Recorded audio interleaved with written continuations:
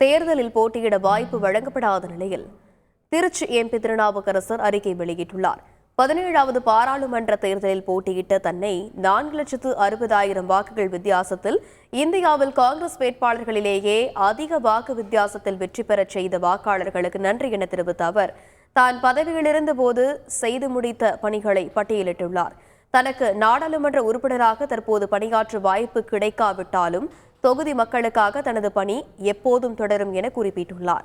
மேலும் இத்தேர்தலில் தான் மீண்டும் போட்டியிட விரும்பியவர்களுக்கும் தன் வாய்ப்புக்காக உதவிட முயன்றவர்களுக்கும் நாடாளுமன்ற உறுப்பினராக தான் தொடரக்கூடாது என இத்தேர்தலில் போட்டியிட வாய்ப்பு கிடைக்காமல் போக முயன்றவர்களுக்கு நன்றி என அவர் குறிப்பிட்டுள்ளார்.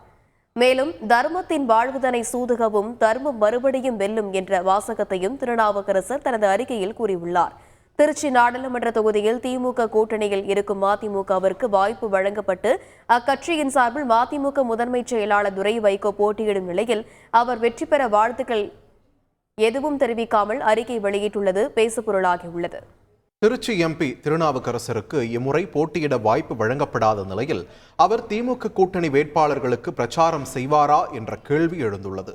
சீட்டு வழங்கப்படாததால் அதிருப்தி அடைந்த திருநாவுக்கரசர் தனக்கு சீட்டு கிடைக்காவிடாமல் செய்தவர்களுக்கு நன்றி என்று தான் வெளியிட்டுள்ள அறிக்கையில் குறிப்பிட்டிருந்தார்.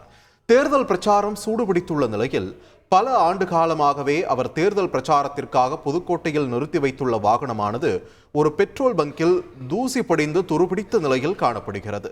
தனக்கு வாய்ப்பு வழங்கப்படாததால் அதிருப்தியில் உள்ள திருநாவுக்கரசர் காங்கிரஸ் மற்றும் கூட்டணி கட்சி வேட்பாளர்களுக்காக பிரச்சாரத்தில் ஈடுபடுவாரா என்ற சந்தேகம் எழுந்துள்ளது.